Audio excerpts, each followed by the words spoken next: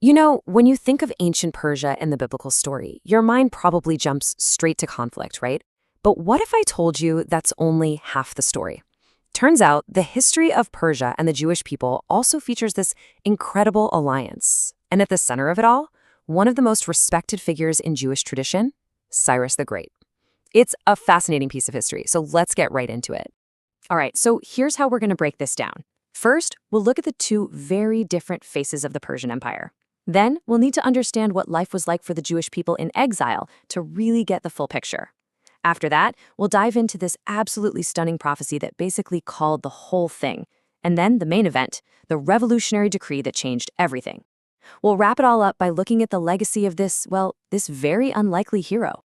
So, let's start with that big question. Was ancient Persia a friend or a foe?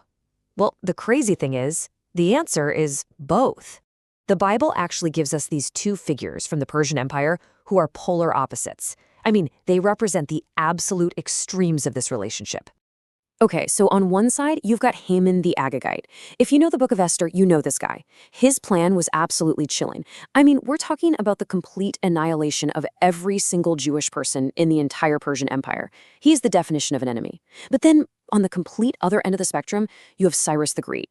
This is a man so revered, he's remembered as a liberator sent by God. It's wild, right? Two guys, same empire, and two legacies that could not be more different. Now, to really appreciate just how monumental Cyrus's arrival was, we have to rewind a bit. We need to get a clear picture of the sheer desperation the Jewish people were facing right before he stepped onto the world stage.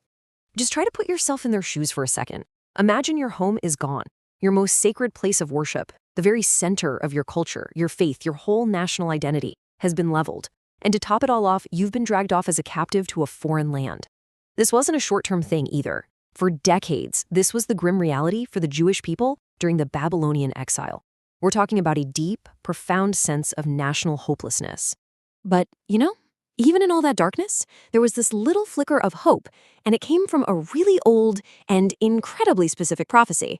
And this, right here, is where the story gets really, really interesting.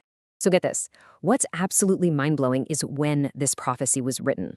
The prophet Isaiah wrote these words more than 100 years before Cyrus the Great was even born. He didn't just say, hey, a deliverer is coming. No, he named him. He specifically named Cyrus. A foreign king who didn't even exist yet was called out by name as the one God would use to rescue his people. Just wow. And what followed is just a perfect illustration of how history lined up with this prediction. So first you have the prophecy from Isaiah. Fast forward a couple centuries to 539 BCE, and who shows up? Cyrus of Persia. He conquers the entire Babylonian Empire. And then, almost immediately, he does something stunning. He issues a decree that is a direct, point-for-point fulfillment of that ancient prophecy. And with that one act, he completely changes the future for the Jewish people.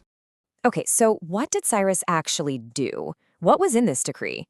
Well, his actions after taking Babylon were, there's no other word for it, revolutionary. I mean, for that era, this was totally unheard of. This wasn't just some clever political move. It was a display of vision and generosity that was just off the charts. And the coolest part? We actually have physical proof of this. It's called the Cyrus cylinder. It's this ancient clay artifact, and on it, Cyrus recorded his general policy, which was to let conquered peoples go back to their homes and worship their own gods. It's a real piece of history that you can see in a museum today, and it backs up the whole story the Bible tells about his character. So let's really break down what this decree meant for the Jewish people, because it was so much more than just a get-out-of-jail-free card. Number one, they got official permission to go home to Jerusalem. 2, they were specifically told to rebuild their temple. 3, and this one is just incredible, Cyrus ordered the Persian royal treasury to help pay for it. And for the final touch, number 4, he gave back all the precious gold and silver stuff that the Babylonians had looted from the first temple. Yeah, the impact of all this was just massive. It earned Cyrus this incredibly unique and sacred spot in biblical history. So let's talk about that legacy, because it's just as remarkable as his actions. Okay, to really get why Cyrus is such a big deal, we have to talk about the title he was given. The Bible calls him God's anointed, or Messiah. Now, that word, anointed one, wasn't just another word for king. It was a super important, sacred title. It was reserved for somebody specifically chosen by God for a special mission. And here's the kicker. Get this. Cyrus the Great is the one and only non-Jewish person in the entire Bible to get that title. The only one. That tells you everything you need to know about the depth of gratitude and respect for what he did. In their eyes, he wasn't just a nice king. He was a literal instrument of God's plan. And with the protection of the Persian Empire behind them, this incredible national revival kicks off. You have leaders like Ezra, who comes back and sparks this huge spiritual renewal. You have Nehemiah, who, by the way, was a top official in the Persian court, getting sent with a blank check to rebuild Jerusalem's walls. The Second Temple gets built, and it becomes the center of Jewish life all over again.